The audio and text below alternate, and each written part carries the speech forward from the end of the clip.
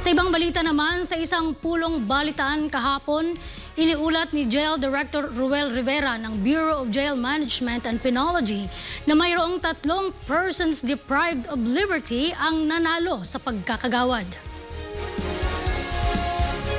Ayon kay Rivera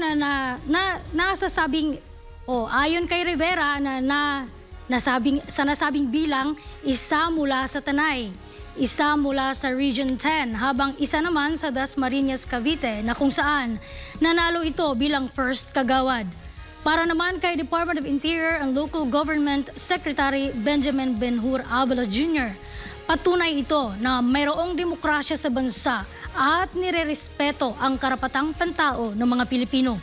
Tungkol naman sa tanong kung papaano makakapagserbisyo ang mga nanalong PDL, sinabi ni Secretary Abalos na kapag napatunayan sa korte na walang sala, ay doon pa lang ito makakapaglingkod sa bayan. Ngunit kung napatunayan sa korte na may kasalanan, ay otomatiko itong madidiskwalipika.